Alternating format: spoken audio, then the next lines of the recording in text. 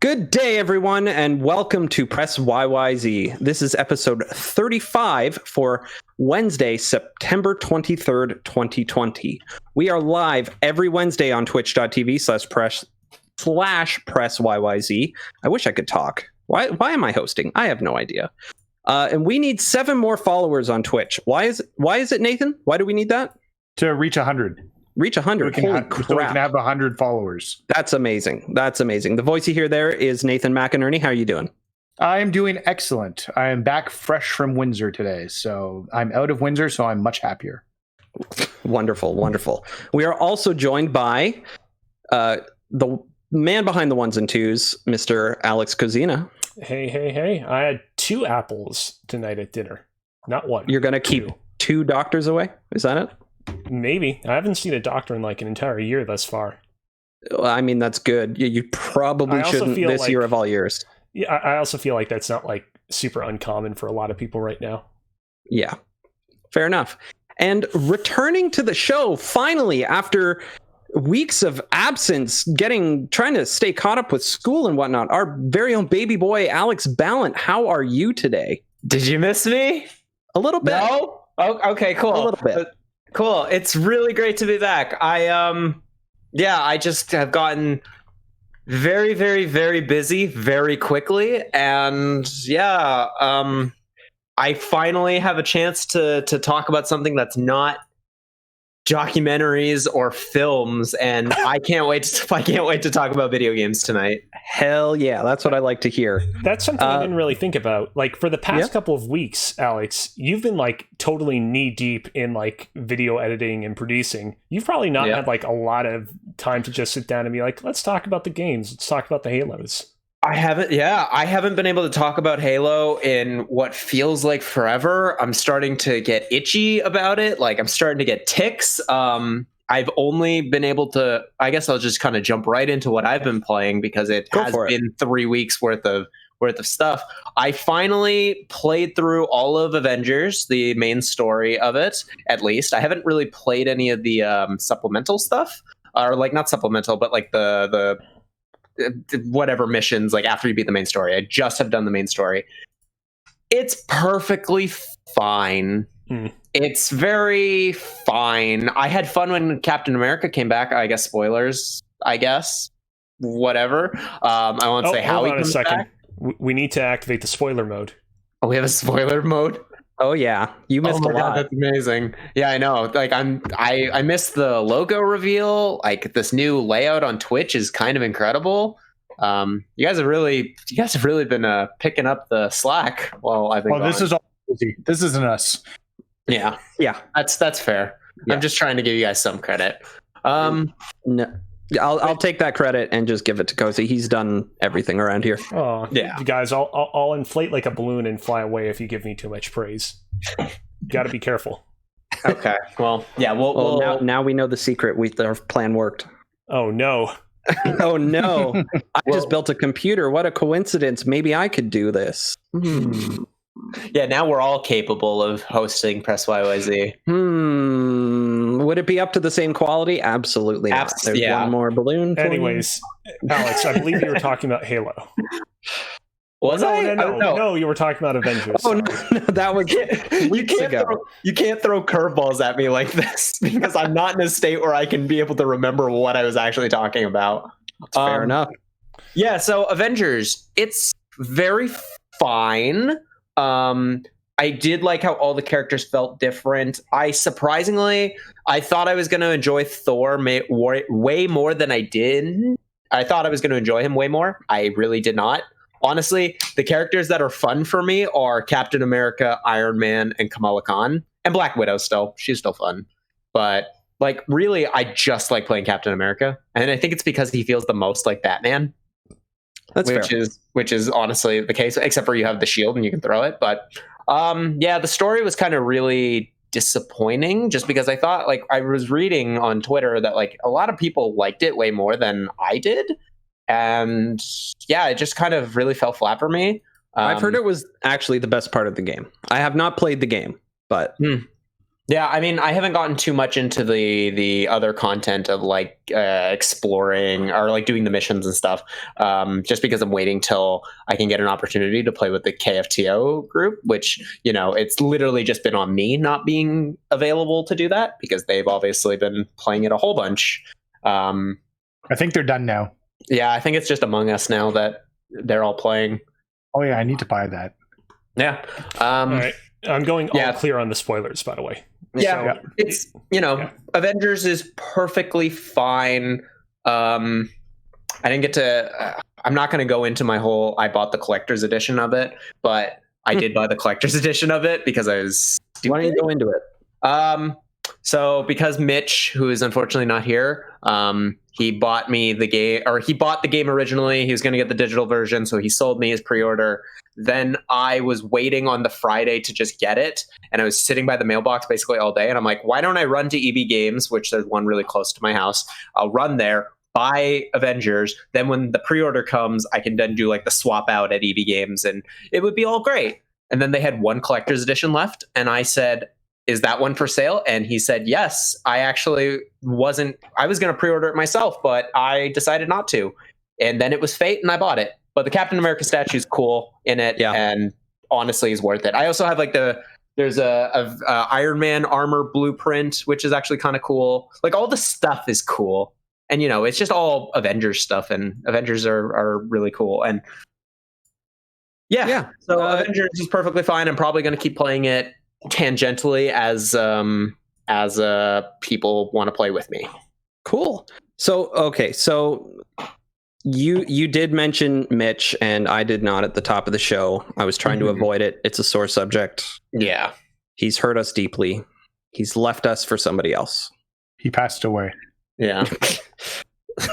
What about pasta? Creepy pasta. No, I think it might be a mistake.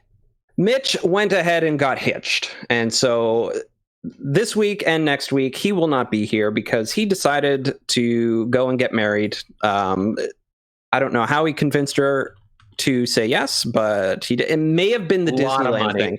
It may have been the Disneyland thing. A lot of money, and it just so happened to be at Disneyland where you can't really say no to things. Yeah. Apparently. So, yeah. Congrats to him, I suppose. He actually streamed the whole thing live on his Twitch channel, and is probably almost at affiliate at this point because of it. Yeah, there were a lot of people that tuned into that Twitch stream, including you and me, AJ. And we were we tried our best to bring people over to the Press YYZ channel, but I don't know if Carl was playing ball. Yeah, I was to say Carl was there too, right? Yeah, Carl was there. He was like somewhere in the video, but yeah, I don't know. I think his name was James Carl or something. I don't know. Anyway, the archive of that, if you want to see him get hitched, is over on his Twitch channel, Mr. Mitch George. Go ahead and check it out if you want. There's some great twists and turns in this video. You will not see what happens. Oh, you will not believe it. Make sure the Twitch chat is on. And you're reading that Twitch chat as well. When they say, does anybody object? Wow. Oh, man. So many. Just in the chat, though. I mean, it was weird. Not as strange as the part where the drone showed up. Like, yeah, was... Oof. Also, why did Mitch invite all of his ex-girlfriends? That seemed like a bad idea. Yeah. I don't know what he was thinking. That was... uncomfortable at the very least. Anyway, Mitch updated the doc here because even though he's not going to be on the show, and he just said married now, honeymooning, and Hades is very good. I can agree. Can anybody else agree with that? Alex, I can definitely. I picked it up yesterday actually, and yesterday was the first opportunity where I got to, besides like the little bit of Avengers I was doing like on and off, I got to sit down and play Hades for a couple of hours yesterday. And that game is fun. Can you sell me on it? Because I'm curious about buying it, and I don't know. I didn't love Transistor. That's the only other Supergiant game I've played. See, I thought I'd like Transistor a lot more. And then if you're going to sell me on it, sell me on PC or Switch, because I don't know which one to go to.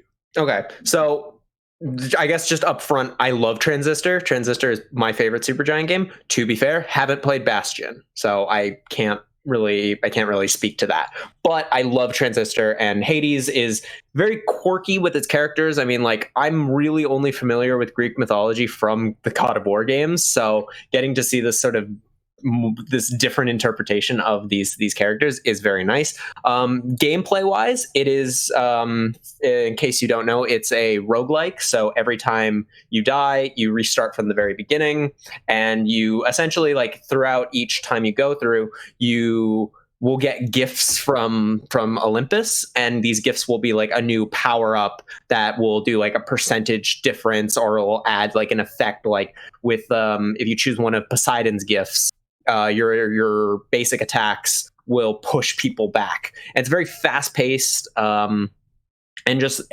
just really enjoying it. It's really engaging in the combat specifically, where Transistor was a lot more sort of like, it had like elements of being kind of not turn based, but like almost pseudo turn based, where it was like it would slow down and stuff, where Hades is all just like, it's action. It doesn't stop for you to like plan your moves. You're doing it all in the time, and just, it's really satisfying. Like, you have a wide variety of weapons that you choose which weapon you want to go in at the beginning of the run. So it's like, there's a sword, there's a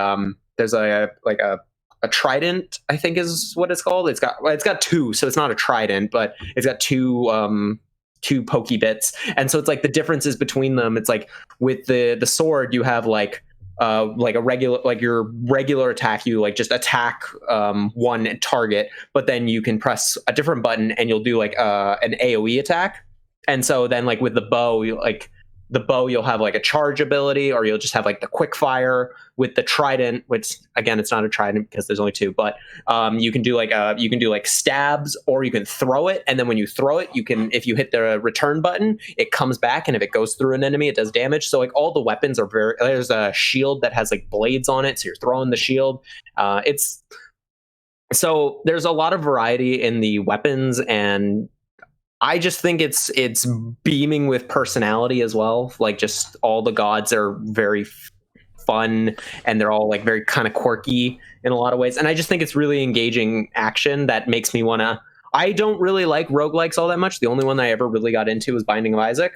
But I really just am loving like the pick up, go for a run, go for 2 runs, and then put it down, then come back. And there is also a really engaging story of because you're Hades' son trying to escape from the underworld. So there is a story to it too, that eventually you will beat the game as well. It's not just kind of go on until you get bored of the game.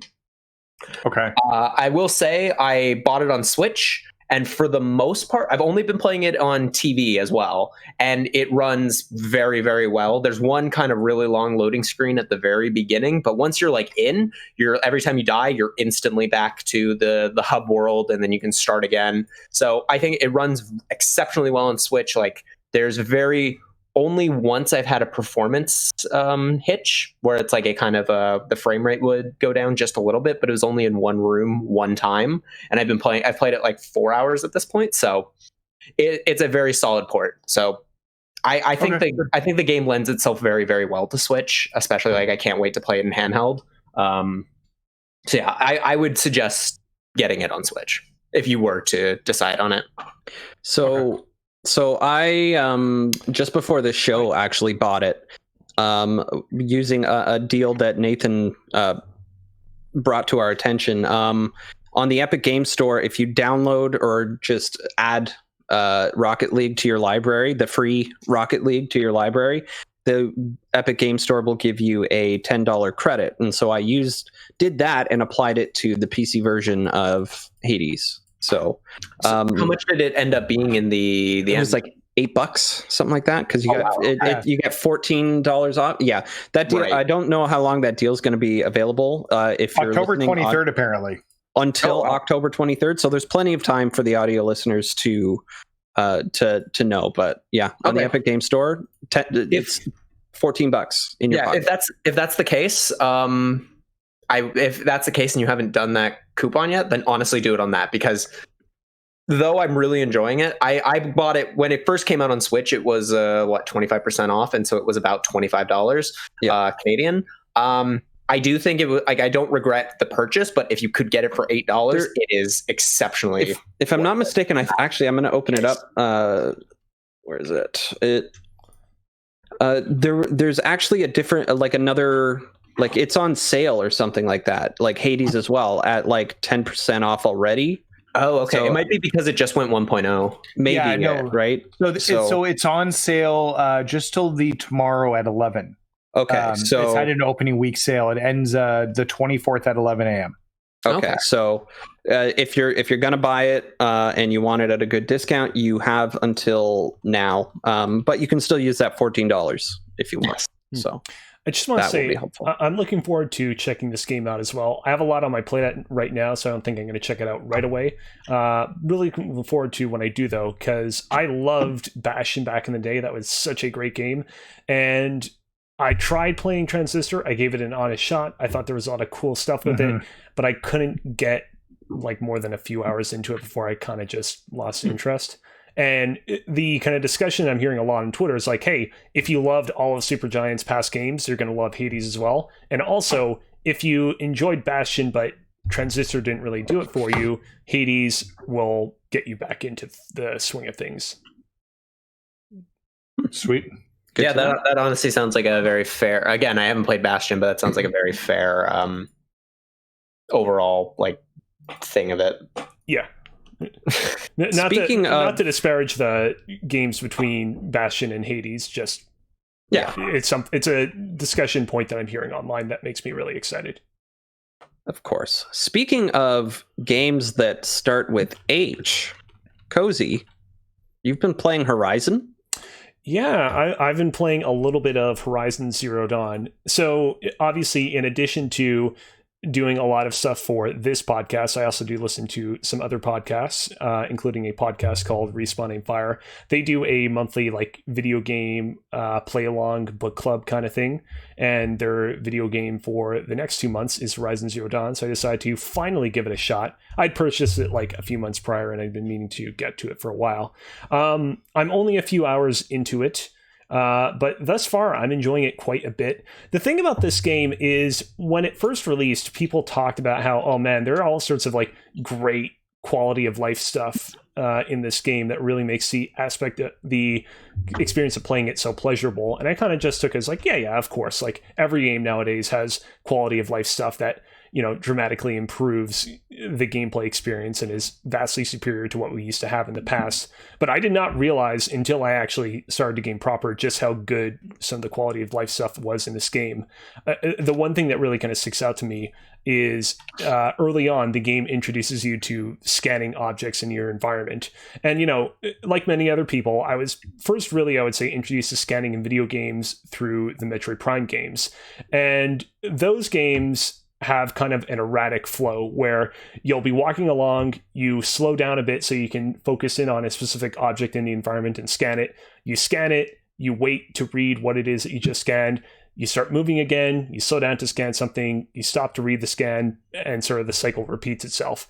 This game is basically like, all right, we're just going to completely do away with that. If you want to scan something in environment, you just hover your like visor over it as you walk, and then it automatically scans as you're moving about, and then immediately you're presented with the option to bring up a audio log of what you just scanned. So if you don't want to stop and read it, you can just listen to it while you move along and do your business. And I'm like, oh shit, like this game just has so many neat little touches like that I realize to you guys right here, you're like, yeah, we played Horizon Zero Dawn in 2017. Get with the program, Alex. But I am nevertheless so delighted by. I'm not. I don't know that I'm utterly into the story, but I am intrigued thus far. There were some very cool kind of early game twists that I was not expecting involving some of the other people that Aloy had to attend a competition with, and I am willing to more than give it a shot. So that's really interesting that you're like talking about the like the gameplay and the mechanics and stuff of being like the selling point for you and the story not being, because I was the pure opposite when I played Horizon. I wouldn't say that I don't hate the story. I don't think it's bad or it's turning me off. I'm just saying it's not grabbing me as much as the gameplay and quality of life stuff is grabbing me.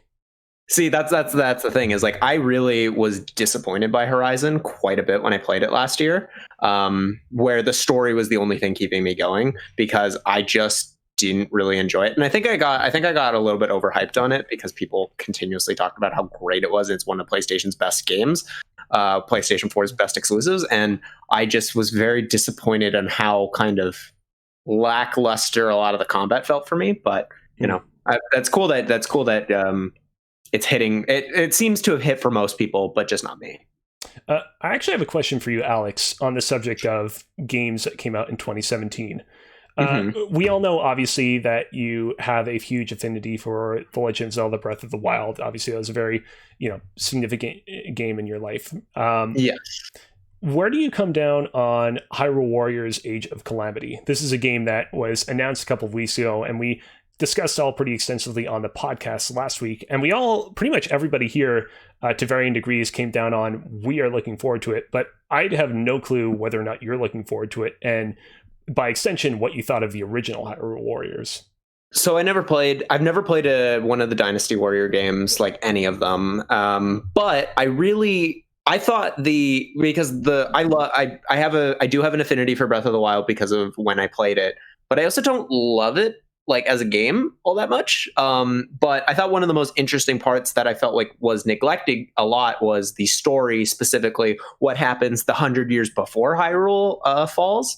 And so to have a game that takes place during that time, with these characters that I thought were interesting, but just were never really explored all that much, is actually very exciting. And if it wasn't coming out in November, I would be all for getting it. I probably won't. I'll probably have to wait on it for a while, but I do think it's a great setting for a game, and I think it'll probably be the first Dynasty Warrior style game that I actually play, unless Persona 5 Scramble comes out first, which it's not. Oh yeah, that's right. When is that game going to come out? They haven't announced a Western release date. It's out in Japan. Yeah, but apparently it's being localized. There was a Atlas report at some point that was like, it is now being westernized. If I had to guess, give it a year, the year of the Persona 5 Royal launch. So March next year? Yeah, probably. Okay. Yeah, that would make sense. Okay, cool. All right. What else you been up to, Cozy? Anything else? I mean, other than that, like it's been a lot of working on improvements for my personal Twitch channel and Press YYZ as well. I don't believe I mentioned this yet. Right now, I have a new sub goal up on my Twitch channel. I'm trying to hit 15 subscribers. If I do that, I will host my first ever cooking stream, because if you've been following me on Twitter, you'll know that I have really gotten into cooking as of late. I am going all out when it comes to the culinary arts, and I figured, why not combine my love of cooking with my love of streaming? So if you want to do that and you have a few extra bucks to spare, go over to my Twitch channel and give me a sub. If you don't want to give us some sub for monetary issues or whatever have you, totally fine, totally understandable. I still want to figure out how to do like something involving cooking and streaming in the future, regardless of my sub goal. So look forward to that all the same. And your dad thinks a bit. Kids today. Sorry. That's all not right. a problem. No worries. Huh. He's watching the stream and the mouse don't match the voices. Oh, okay. Weird. So what he's saying is there's a delay. Yeah. But what way? Okay. It's fine. Whatever. Yeah, so that's cool. Nathan, you've been playing more Tony Hawk? Oh yeah. Doing a lot of Tony Hawk. I actually got inspired on Saturday because I've been taking lots of clips of some of those hard get there challenges and made my first YouTube video. Wow. And now it's been seen by 120 people. And actually one person messaged me and told me that this actually helped them, which I thought was cool. Oh, it's almost like they used it like a guide almost. Yeah. I taught myself how to combine the clips, and like I think I did pretty well. I put some words on it. Yeah. So I was pretty happy with it. You just used the Share Factory? No, I downloaded a program from my computer called OpenShot, Okay. And kind of did it on. I downloaded the shots via USB and then brought them to my computer and did all this. So these are some of the easier get there challenges from the Tony Hawk 2. I'm trying to work on the hard ones now because I did all the easy ones pretty easily. Yeah. And the hard ones in Tony Hawk 2 are insane, especially the bull ring. That's the one I'm stuck on that apparently everybody has trouble with right now. So good to know. Yeah. I haven't picked up Tony Hawk anymore since the last time I played because I was busy building a computer. So that's fair. Yeah, I really want to get back to it at some point because it looks fantastic still. Yeah, I'm like 2 trophies away from the platinum, and shit. one of them is getting those hard get there challenges, which I'm coming to the fact that I might not be able to do 1 or 2 of them, which is going to be disappointing. That's what's keeping me from getting the platinum. So we'll see. And then the getting to a level 100, there almost isn't enough content to get your character to level 100. Huh. So like people who are doing it are like, yeah, I really had to just grind levels. Listen, to get it. My friend Taylor, he was stuck with one achievement on the Xbox 360 version of Geometry Wars for years since it came out, and he finally this year gave it another shot and was able to pull off the 1,000,000 point achievement. So if he can do that after years, you know, if you stick with this, I have no doubt that you'll eventually get what you need to. I'm also. Go ahead. Go ahead. Oh, I was just gonna say I'm also almost positive. Like people have talked. Like I know when I talked to you about it, like they're probably going to add levels from 3 and 4, right? So once they add that, that should fill in the gap that you need. Yeah, I won't be too far off. I'm like level 65 or 66 right now. So by the time I'm done all the challenges, if I burn through some of the stuff, there's 700 challenges in the game. I've done about 200 of them. I'll probably be close to like 80 or 90. So it'll just be grinding those final 10-ish levels. But it really, I need to get these get there challenges. And a lot of them are really elegant and how they, like, you string the gaps together. And then there's 1 or 2 and they're like, who the fuck thought this up? So, yeah. From experience, if you kind of get a little bit too frustrated, there's nothing wrong with taking a little break. For many years, I put off the Rogue Legacy Platinum because I just kind of hit a bit of a brick wall, and I was like, this is going to be too challenging, too much of a grind. But in the end, me taking a break from the game for such a kind of extended length of time allowed me to kind of clear my head and come into that game with a fresh new perspective that brought me the rest of the way to that platinum. So yeah, I know, like when I was playing what was that puzzle game, the one after Braid that Jonathan Blow made? The Witness. Oh, The Witness. The Witness, that's it. I know there were some puzzles that like I would try and complete on that, and then, you know, I couldn't, but I'd go to sleep and come back to it the next day, and suddenly it, like in like 3 or 4 attempts, it just it clicks. And so, you know, same concept is possible here. It's a right time, right place, right brain place, I guess. I don't know. Anyway. Yeah. Anything else anybody want to talk about? I'll just quickly plug, because I think it's so insane I should talk about it, a game called Fight Crab. Okay. When I initially got given the code for review, I thought it was Fight Club, and I'm like, they're making a Fight Club video game, because I saw it in I was really tired that night and it was in a stupor.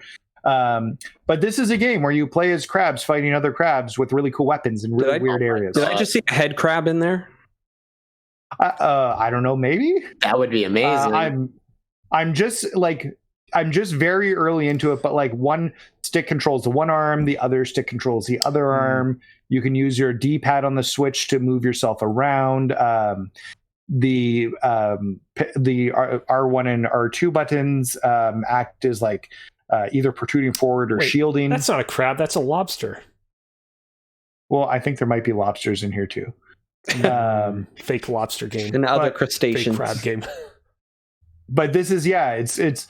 I was like, this is just interesting enough to warrant checking out. So yeah, I've been playing that for review. In some scenes, I'm getting what's the giant bug game? Earth Defense Force? Yeah, Earth Defense Force vibes, but then in others you're like actually the size of a crab, and it makes sense, and that's super neat looking. Yeah. I'd be interested to try that out. I think the game looks, like, all jokes aside, I think the game looks a lot of fun as well. The only thing is that I do kind of get Surgeon Simulator vibes watching it, where a lot of the humor of the game is more the like awkwardness of controlling it than actually Goat Simulator. Or the Goat Simulator, where like a lot of the humor just comes from how ridiculous and difficult it is to control than how like well designed or tight it is of an experience. Would you say that it leans like too far into like the Goat Simulator, Surgeon Simulator side of things, or is it not quite there? No, so actually, I was going to say it leans in. Actually, I think the best analog is it reminds me of Octodad and trying to control the different arms. With your, because like each stick is going to a different like hand, and that kind of reminds me of what Octodad was. But 100%, it definitely gives a little bit of vibes of Surgeon Simulator or Goat Simulator. Although I platinum Goat Simulator, and it's a fantastic game. Oh yeah, so that game is still a lot of fun. It's just, you know, sometimes 100%, you play one of these games and you're like, I wish I had a little bit more precise control over my movements. There's like the crabs were wielding what I can only think are knockoff lightsabers. I don't know what you call those. Yeah, beam swords. So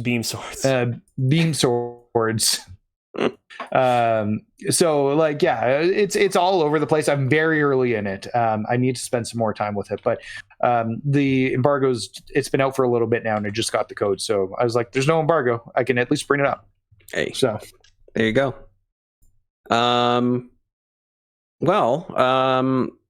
Really quickly before we move on to anything else, I just wanted to bring up that ODST, Halo ODST not just Firefight, but Halo 3 ODST is available in the Master Chief Collection on PC.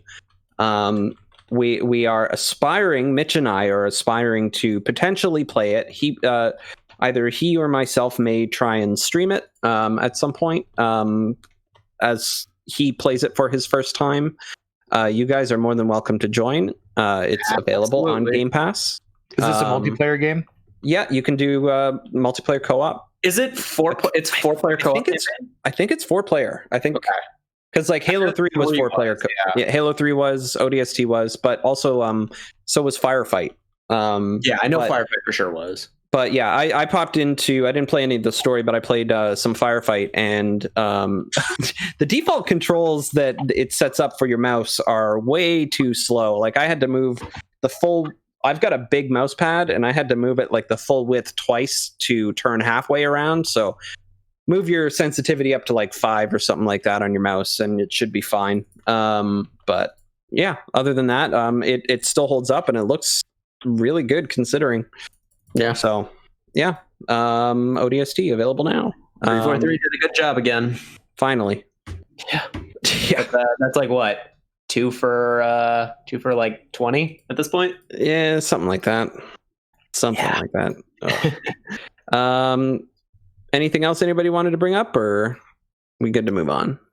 I will just say, I'm sorry. I will just say, because one of the biggest reasons why I missed the last 2 weeks is because I'm back in school. So I might not be on as much. That's because I am directing and sort of producing a documentary that I pitched in front of my entire year of students, and it is specifically about accessibility in video games. Ooh. And friend of the show, Steve Saylor, is the main subject of it. So it's called Access Granted, and that's where all my time is going. So I'll be giving regular updates of where it is in production, because it shoots next month, and I'm very excited about this. I really have I been cast in it yet? My producer should be contacting you soon. Excellent. Yep. I really love the concept behind the poster for the movie, by the way. Oh, thank you. That was a 5-minute Photoshop job, but by the time that we actually make it, I'm going to get like an official like artist rendition of it. Right. Awesome. Yeah. But thank you. I really appreciate it. And if I remember correctly, Steve Saylor, he just he was just tweeting that the Game Awards is adding a new an accessibility category. Accessibility category, advancements in accessibility or something. That's for video games and accessibility, and giving them an award for that. That sounds pretty amazing, and I'm pretty sure this year it'll be The Last of Us Part 2. It kind of can't be anything else. Yeah, I think that's the one that inspired the category, so it should probably win. Yeah. Anyway, I can move on now. I guess we can move on to the news. Is that all right with everybody? Sweet. Hell yeah. Yes. Hell yeah. All right. So the first topic of news that we have here is kind of a big one. And it's actually going to be our topic of the show. But before the rest of the news and before we actually get to the proper topic of the show, let's talk about how Microsoft bought ZeniMax, which under that umbrella means Bethesda, id, and Arcane. All that other Arcane, all that other fun stuff. How is this the biggest Microsoft news this week when the Xbox Series X and S pre-orders went live? I don't get it, but this is awesome. I love this. I love this aggressive Microsoft that we're getting. We're getting big dick money, Microsoft, and I love it. Oh my God. They are ready to fight. I wish they were this ready at the start of the year. Yeah. Right. I wish. Yeah. It would have been really nice if they did that at the start of the year. But, what is that? What exactly does that mean for they now essentially own the Elder Scrolls and Skyrim and Fallout and all that stuff and Doom and all that, which means it's all going to be available on Game Pass. Go ahead. Yeah. That's go ahead. Sorry, I just want to call it quick timeout. Do we want to move this to after we discuss all the other news stories and deals and whatnot, or do we want to go into it right now? I just wanted to give just kind of a summed up version of the news story, and everybody's quick opinions, and then we can get at the end of the show to the topic of the show where we talk more about it. Is that all right? Yeah. I mean, my kind of quick opinion is that I feel very mixed about it. I don't like. Okay.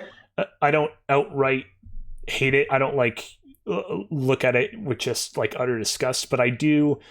It feels incredibly weird knowing that Microsoft just got its hands around one of the biggest third-party video game developers and publishers in the industry, and While I think that there is good to come from this, I also can't help but feel like this will set a precedent that could lead to some bad things. Yeah, it's definitely a slippery slope for sure. Nathan, any comments? Yeah, no, I'm kind of on the same opinion. We'll get into it a bit later, but I think this ensures that I was going to cancel Game Pass on PC because I really haven't been using it that much. It's still worth it. Actually. Yeah, so maybe I'll keep it. I don't know. If I'm not using it, is it worth it? I guess that's the big question. Yes, give them money. Well, but if I'm not using it, should I be paying the money? So that's where I'm at right now. Yeah. I really took stock of what I'd be missing if I wasn't playing Bethesda games. And the honest truth is, it came down to two franchises that I play, and they're the Elder Scrolls and Fallout. Those are really the only two franchises from Bethesda I care about. So I think as a third party in general, it's like they haven't produced as much good, and I think in recent years have had worse, declining quality in a lot of their product. And that's the thing. I feel like with Microsoft money behind them, they can finally get the upgrades to the creation engine that it needs. They didn't have money problems before, though. They sell Skyrim on the Google Alexa. They may not have had money problems, but they've had internal budget problems where they're not necessarily allocated the budget into the right area. It's a whole thing. But I disagree. I think Bethesda Game Studios has that problem of declining quality, but I think the rest of Bethesda and all the studios that fall under that, we'll get more into this later, but just prefacing, the studios that are under Bethesda are kind of incredible and some of the best in the industry, at least in my opinion. Especially when we're talking about Arcane and id. and they've been doing nothing but bangers the last at least 5 years. So I don't know. This is huge, and we can talk more about it soon. Yep. Anyway, moving on to number 2 on the list we have here. I have an article here from Vice Gaming. Patrick Klepek wrote an article called "A Worker-Owned Game Studio Rises from the Wreckage of Skullgirls Developer." So go over to Vice Gaming, give that story a click. The TLDR on it is essentially the developer of Skullgirls kind of went through their own Me Too sort of issue, and a lot of the developers voluntarily left. 16 of them, I believe, that's the total, banded together and decided to create their own studio. But the interesting thing about it is this new studio is they're taking a new approach. They're going to run it like a co-op. Now, because of stupid health insurance laws, it's not going to be an official co-op in the United States. Because health insurance companies do not recognize a co-op company, as like an official way to run a business because capitalism. But specifically, what they're going to do, what a co-op means in this instance is that everybody who works there is worth the same amount. Effectively, like artists, programmers, everybody, they're going to be making and paying themselves equally, right? And they're going to, every single person who works there is going to have a vote and a say in the direction the company itself goes. And I think that's a very interesting. The new company is called Future Club, by the way, and I think it's a very interesting new direction to take video games in general, because you've heard a lot over the years of crunch and people getting overworked and whatnot, and hopefully this is a good way of them being able to self-govern themselves into not overdoing it and taking care of themselves first before they work themselves to death. Anybody have any thoughts on this? Good. I think it'll be. Go ahead. One of you. Yeah, I just want to say, all right, good for them. I'm happy that they got out of that toxic situation, and hopefully will set a precedent that other developers will learn from and execute in their own fashion. Mm-hmm. Yeah, no, similar thoughts. I'm curious to see how the co-op structure works in the long term. There's another game studio that I think has done something similar to that. It's the developer for Dead Cells. I don't remember what they're called. But yeah, no, it's neat. And I'm glad they're able to take something that was toxic and hopefully turn into something pretty cool, because I know people really like Skullgirls. So yeah, fingers crossed. Alex? Yeah, I think that this is going to be it'll be really interesting to see how it goes. Like what Nathan was saying, like the developers for Dead Cells, they've been relatively successful at it, but we haven't seen very many other people follow. And so getting more examples of like how to just fundamentally restructure game studios and see, like, getting examples of like, does it work this way, or does it need to be tweaked in other ways? Because there's a lot of problems in this industry, and hopefully we find solutions for some of these problems. Yeah, that'd be nice. All right. Moving on. I'm actually going to hand number 3 over to you, Alex, because you're probably the most knowledgeable on this subject specifically. So go ahead and take it away. So last week I think it was on Thursday. Thursday there was, I can't remember if it's Thursday or Friday. Regardless, there was the Cyberpunk Night City episode 3, which is probably the best one out of the 3 that they've done so far. It feels like it had the most like kind of in-depth look at the game. It was very lore heavy. Yes, and if you're into that shit, then it like struck all the right chords. But as well, what came from Night City Episode 3 was the fact that they have the PC requirements for Cyberpunk 2077. And for the most part, it's kind of what I expected. Because this game has to run on a base PlayStation 4 and a base Xbox One, it's going to be able, like, the recommended settings are the minimum requirements is a 7080, which, if I'm not mistaken, came out in like 2013. So it's around, it was high-end hardware for that year, like during that time. And so, it makes sense. That's a 8-year-old card or whatever, and it's still running on 8-year-old hardware. So it makes a lot of sense. I wasn't expecting to see anything like crazy with it, but because of the scalableness of PC gaming just in general, we are still going to be able to see a lot of the really cool stuff like RTX lighting with Cyberpunk. Like, this game is going to look great, but it's also kind of still on the cusp of what would be considered like next gen hardware. Can I ask a question, Alex? Sure. As somebody who's still new to PC gaming, as he's built a PC recently, when it's asking for an NVIDIA GTX 1060 as a minimum graphics card, if I have a 1650 graphics card, is that fine? It's not an RTX one? Like it's gonna be able to. It doesn't require an RT. Like, obviously, our like ray tracing lighting won't be in your version of Cyberpunk, but yeah, like it falls within like this kind of wide gap of like what video cards you can potentially run on it. And if I'm not mistaken, like yours is going to be able to run it. Like, Forza Horizon is one of the best looking games, at least I think so. It looks incredible, and you seem to have ran that no problem. So I fully suspect that you would be able to run Cyberpunk no problem.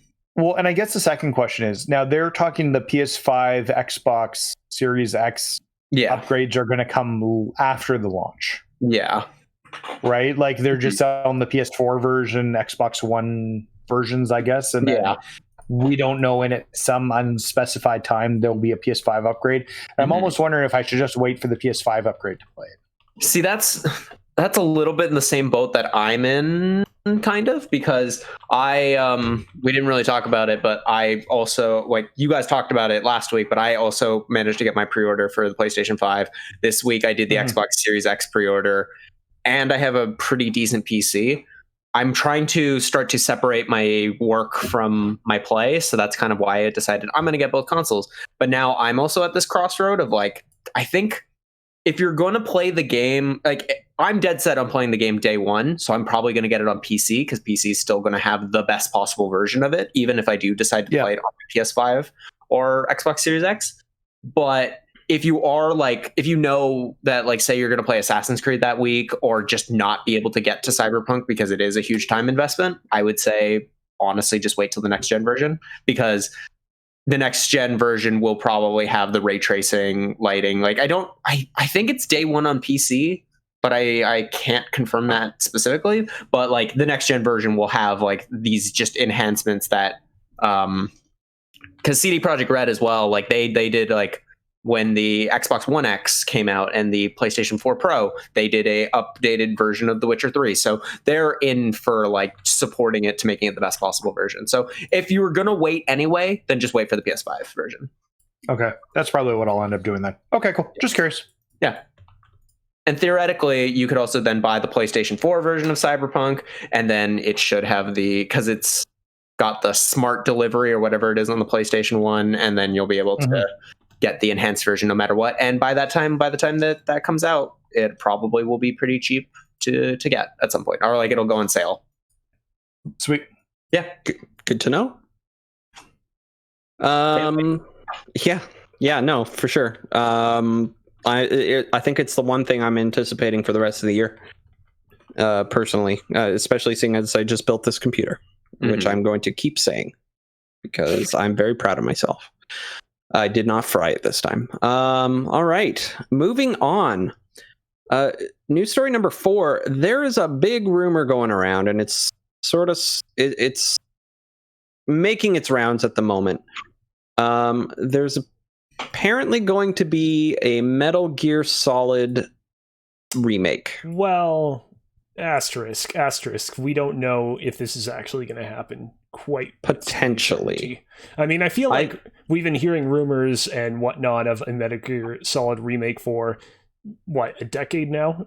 I feel like I'm more convinced to believe that this is real now because we did get the remake of Demon Souls not too long ago, and I feel like we're living in an era where this sort of announcement feels more and more plausible, but we still need to add an asterisk to the end of that statement. But do you think because Demon Souls is real that this would make it because the rumor has been at least previously that it's going to be Bluepoint who does it. Yeah. But Bluepoint clearly is busy doing Demon Souls and they wouldn't have their next thing be ready anytime soon. Is Bluepoint just one team? Do we know that? I think it's. I know they're based in Austin, if I'm not mistaken, or is it Dallas? It's somewhere in Texas, but I don't actually know if they have 2 teams. I mean, it should be noted that this rumor comes. The story on the rumor that we sourced is Push Square. However, the rumor itself comes from the YouTube channel Red Gaming Tech, which I'm not familiar with, but apparently has given some accurate leaks in the past. And apparently the source that they got this rumor from has been pretty accurate in the past. So yeah, remains to be seen. The article seems to imply, and I agree with this, that if a Metal Gear Solid remake were to happen, it would probably be developed in-house at Konami or maybe farmed out to a subsidiary of Konami, which I think makes a lot of sense. IMO.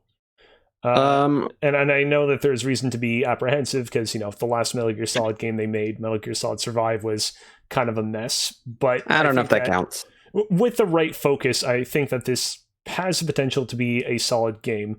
Whether it will capture the magic of the original Metal Gear Solid, I think, is a much, much harder task. Okay, what is the one thing that a Metal Gear Solid remake needs for it to be, I'm not going to say successful because it's just because it says Metal Gear Solid on the cover, it's going to be successful. What does it need to be good? What does a remake in the 2020s need for Metal Gear to be good? Alex, let's start with you. I think it needs to be on they either need to go and I don't know if this would piss Metal Gear fans off, but go either end of the spectrum of good remakes that we've gotten as of recently. So either go Final Fantasy VII remake and take the world and those characters, maybe recontextualize it, but still keep the essence of what made Metal Gear special, or go the other end and do a complete faithful remake, like the rose-tinted glasses version of that game, like Tony Hawk or Crash or Spyro. Make the best possible version of Metal Gear Solid 1. I don't know how they would do that. At least I don't know how they would do it to some extent to things like, how would you do Psycho Mantis in 2020 or 2021? How would you do that and have the multiple controller points? Link your Spotify and it reads your playlists or something. I don't know. Yeah. So can I jump off both of these points? I agree that if they want this remake to be successful, they have to go either one of those two ways. I think I would be especially interested if they were to go to the Final Fantasy VII remake route, though, where I think that a Metal Gear Solid remake that is basically at its core about remaking Metal Gear Solid 1 more than just being a straight remake of the game has potential to be really interesting. You brought up Psycho Mantis, Alex. I feel like if Metal Gear Solid 1 were to get a Final Fantasy VII style remake, Psycho Mantis could play a very interesting role where in the original Metal Gear Solid, he's a character that is able to break the fourth wall. He's sort of aware that he's in a video game. He reads your memory card. In a remake of Metal Gear Solid, I'd totally imagine Psycho Mantis being aware that he's in a remake, potentially even being aware of the events of the game, what are going to happen, and a lot of interesting stuff happening as a result of that. Maybe because he knows what's going to happen, he kind of modifies the plans of the unit that he's part of, and that kind of drastically alters the flow and plot of the game. This is just like pure fanfic speculation on my part, but like I think that you have a lot of interesting potential there, IMO. That would be super cool. Yeah. So Cozy kind of stole what I was thinking. I was like, Metal Gear Solid's kind of an insane game, and I've never really played any of them. But I know the story's insane, and it would be interesting. Like I've seen other stories do in the past where it can kind of like it's happened before and they know it's happened before, but they're in a different universe or something. So, and have like this, like you remember in this first Star Trek movie, not the when they remade them with Chris Pine, right? And they made clear that they knew that they were the parallel universe in the movie. Yeah. Something like that, where it's self-referential, and maybe somebody from the first game comes through and changes things. You could call it the MGS PKU, the post Kojima universe. that you definitely have something there. For me personally, I think at minimum, I would like to see them utilize that beautiful MGS5 Phantom Pain engine and Fox engine, the Fox engine, and just put MGS1 in there, and let's see what you can do with it, because that would be amazing. Interesting. I remember like it was like either the year after Kojima left, or like very shortly after he left, there was like this clip going around Twitter of a pachinko machine in Japan that's a Metal Gear Solid one, and it has like the final like confrontation between boss and a Naked Snake. And it's like done in the Fox engine, and it looks incredible. Right. And so they've done that before. And so if this is, that engine is so good that it's kind of going to waste in a lot of respects. Yeah. I would love to see the iconicness of Metal Gear Solid 1 in that engine. Absolutely. Anyway, moving on to the final story that we have, it should be a real quick one. Xbox, again, in the news, they now allow you to preload games before inserting a disc. So, for example, let's say you didn't buy a game digitally, but you pre-ordered it at your local EB Games, and you excitedly go to the midnight launch and you wanted to get home and play it right away, but you gotta install it, and you gotta wait for like 2 hours for the whole thing to install onto the disc, because they can't get the play as you load feature correct on anything, and they keep screwing that up for some reason. What you can do now is just install the game onto your console, and when you get the disc, you put the disc in and you can play right away.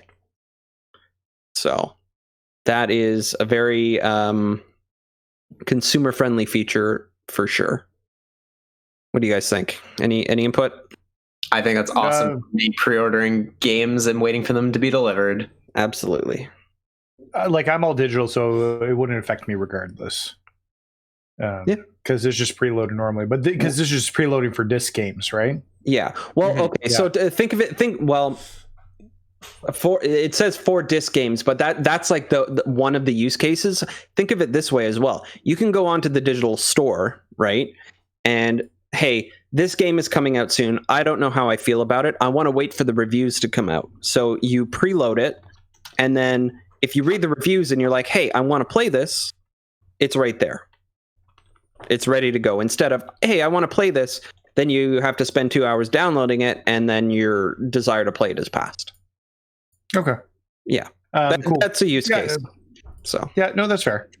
So just quickly, before we move on to the final segment, I was just curious everybody's thoughts on the pre-orders for PlayStation versus the pre-orders for Xbox. Yeah. and how that turned out and what everybody thought. Because I know there was a lot of heat on PlayStation last week for how it rolled out. In all fairness, it wasn't a great rollout, and they had to apologize for it. But I know Xbox had a plan for yesterday morning, but it seemed like bots were able to get a lot of those Xboxes, and people, and like everybody knowing at the same time, kind of crashed a lot of the websites. So what's everybody's thoughts on that? There was something else that I saw where it's been found out that in the States, a lot of GameStop employees were buying all the pre-orders so that they can scalp them for more. Oh, really? Yeah. That's something that's just starting to go around too. In general, I think it would have been nice if the PlayStation pre-orders went up when they said they would go up, instead of somebody tripped and pushed the button and then, oh fuck, everybody pushed the button. That would have been nice. I think Xbox handled it and all those places handled it about as well as to be expected. I mean, it would be nice if they boosted their servers a lot more in anticipation of this, even for the one day it's available. But you know, they didn't do that. And why would they? Well, how about you make a good customer experience? That'd be nice. Yeah. Anybody else? All I can say is, because I pre-ordered both, even with the chaoticness of the PlayStation one, that one was a fucking breeze to get my pre-order in for that. Nobody knew it was happening, where the Xbox One, everybody was ready for it at the same time. Yeah, right? So I spent an hour in frustration, like at work, just trying to get this Xbox and having 3 computers, and it was a nightmare. But to be fair, there's kind of no winning this situation, I think. Yeah. Cool. All right, sweet. Let's move on. All right. That's it for the news. So let's go to read/watch all the things. I've still got High Score from Netflix in here, which I mentioned last week. It's still really good. I'm not finished it yet. My girlfriend and I, Rachel, got up to we just saw the preview for the Doom episode. So I'm really excited to get to watch that with her again. That would be fantastic. The next thing on the list we have here is Mitch's VOD of his wedding, which you can watch at twitch.tv/Mr. Mitch George. Next, apparently Princess Peach is already married. Cozy, did you put this in here? Yeah, again, I didn't put this as like an official news story because it's not really the kind of thing to talk about as official news. But yeah, apparently it was recently rediscovered from a Nintendo licensed book from the early days of the Mario franchise that Mario actually witnessed Princess Peach's wedding, where she got married to this other swordsman-like character who you can see a little bit in this illustration over here. So go to crunchyroll.com and check out the article to get the full scoops on who Princess Peach is actually already married to. And I also wanted to briefly mention that chances are you may have already seen this on the internet. If not, Blizzard's former boss, Mike Morhaime, recently launched Dreamhaven, which this Kotaku article describes as sounding like Blizzard 2.0. Obviously remains to be seen what kind of games the studio is going to be making, but I'm happy to see that Mike Morhaime is, still keeping busy and is not letting him stepping down from CEO of Blizzard, dispel his passion for games, especially considering that, right now Blizzard is in a very strange place. So yeah, go and get the deets on that studio if that is of interest to you and you want to see more of that Blizzard magic in the future under a roof that, is not entrenched in some pretty serious problems. Yeah, absolutely. Sounds awesome. All right. And then I'm not sure who put this in here. Oh boy. It looks like there's so here's the thing. This is not a not safe for work warning, but we need to give some sort of warning before we show this tweet. Okay. I guess a parental advisory. Children, warning? avert your eyes. Nathan, send your kids to bed, please. They're well in bed. Okay, great. 3, 2, 1. So yeah, basically, I did. By the way, I did not put this tweet in the doc. Somebody else did. Okay. But yeah, the Fall Guys Twitter revealed what the Fall Guys looked like underneath their skin, and this is their skeleton, and they. What the fuck? This looks what I would expect. It totally makes sense. It adds up. Yeah, it's horrifying. Go to the Fall Guys game Twitter and scar yourselves, audio listeners. Go for it. You know what? This actually, the more I think about it, the more this makes sense because they got all this cushiony thing around them for all the time they fall. This is like they've evolved by falling so much that they've built up this thick skin around them. This makes a lot of sense. I'm pro this. Yeah. Yep. Also, sure. The Fall Guys social media, amazing. I love it. Yeah, absolutely. They've been nailing it. And finally, in read watch / watch all the things, 3090 pre-orders go live at 6 a.m. Pacific or 9 a.m. Toronto time. Bots are ready and standing by to snipe all of those and sell them for 3 times as much. That's the NVIDIA RTX 3090 graphics cards that I'm referring to. So, sorry, all you audio listeners who missed it by like 6 days. Yeah, absolutely. I'm sure there will be more. NVIDIA said there would be. All right. Let's get into raining deals. I just want to take a moment to plug some more. Somebody commented that we don't plug them enough already, but L Babbins on Twitter seems to be a very good place right now. If you missed out on pre-ordering any of the new consoles, I scrolled down a bit, and within hours of even this podcast, they mentioned a few different places. Hey, this place has Xbox One. Xbox One. Now I'm doing it. Great, good naming, guys.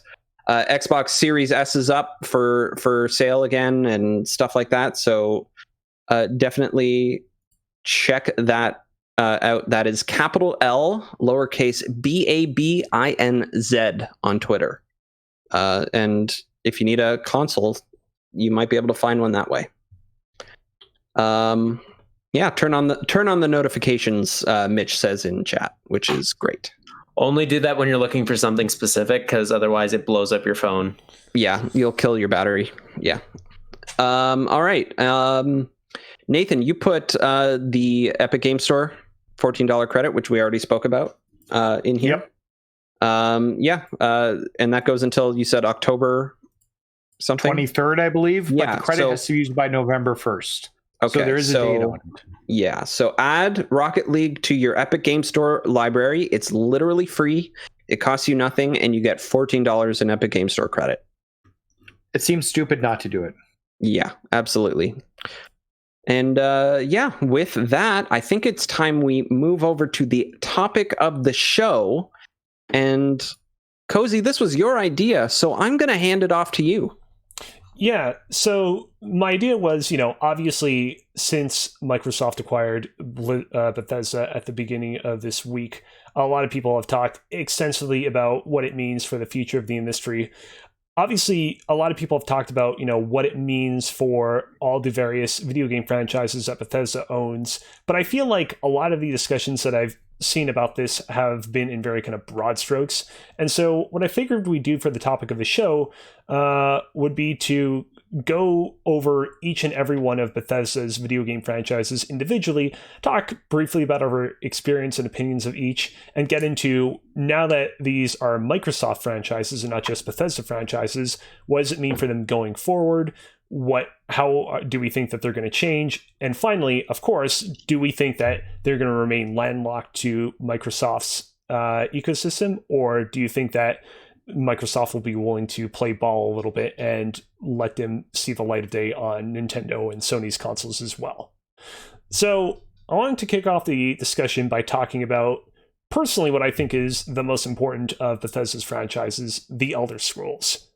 Mm-hmm. right now, we all know that The Elder Scrolls 6 is somewhere on the horizon. And an opinion that I read a little bit here and there was, so now that Microsoft purchased Bethesda, do you think that Microsoft is going to try to kind of grease the wheels a little bit and be like, hey, Bethesda, let's try and fast track The Elder Scrolls 6 as much as possible and get that out sooner? Do you think that's at all a plausible thing, or do you think that they're kind of just going to let Bethesda go to the beat of their own drum going forward? I think because Starfield comes first, correct? Right. Yes. That's the current plan at the moment. Yeah, I think they just keep going with Starfield. I think they're well into production on that. And you kind of let Elder Scrolls 6 sit a while. Like, let's be honest, there's going to be a PS5 / Xbox One or Series X version of Skyrim anyways coming. So they can let that settle for a little while longer and just keep working on Starfield. Yeah. I fully agree with that. Like, I see this move being I just see this move that Microsoft has made as just being a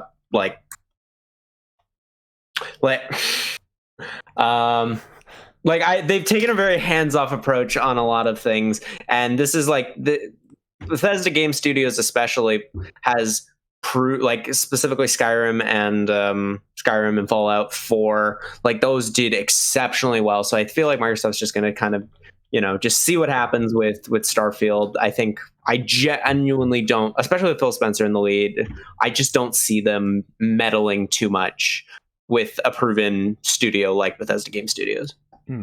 I think all three of us want to hear what AJ has to say about this. Unfortunately, it would appear that, AJ just died and now he completely got disconnected from our phone call. So in the meantime, let's give Mr. Mitch George a call and see what he thinks. Are we... What...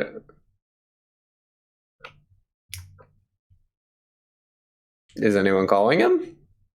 Nathan? I thought I was... Oh, am I calling him? I can call. Give me a second. Sorry, I didn't know I was prompted to do that. This is all but... No, to be fair, I believe that AJ was the one that called him earlier before he went live. Yeah, but I believe he said, AJ, don't call me. So... give me a second.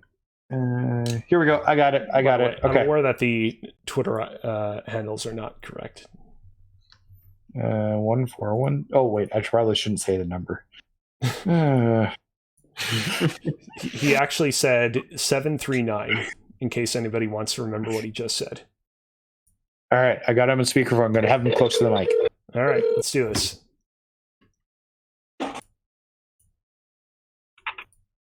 This is amazing content. Hello, is Mitch there? This is he. Hi, you're live on Press YYZ. I know this is unusual for you, but we've decided to call you directly from our cell phone to you to get your opinion. So, Cozy, what was your question? It seems cool. I mean, I'm on my honeymoon. Okay.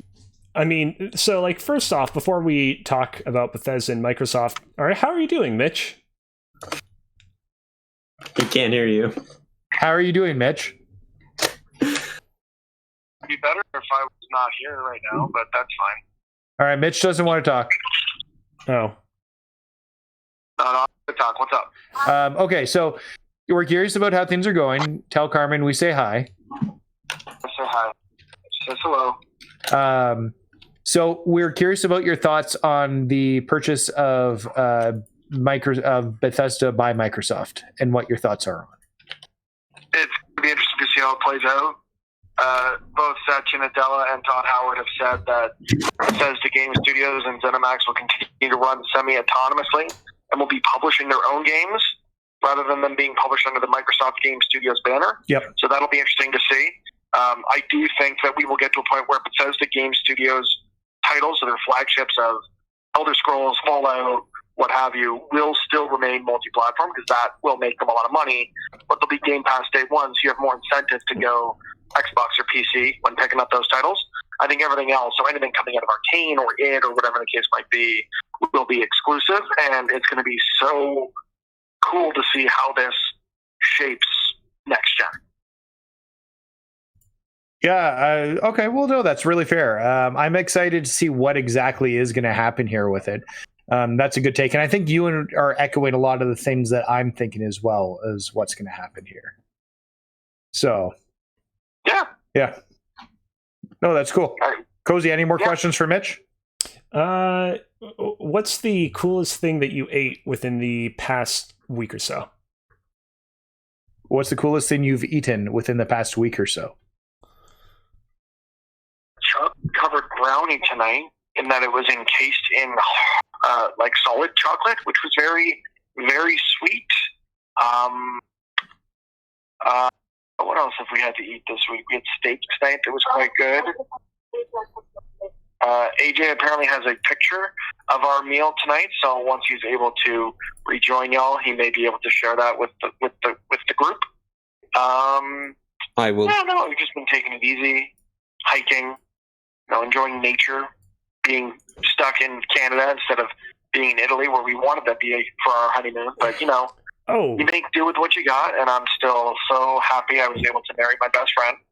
And I'm going to ignore you guys for the next 2 weeks because, I can. And you guys got this. So enjoy the rest of the show, and I'll talk to you guys soon. All right. Has the marriage gone downhill yet? I know that happens sometimes.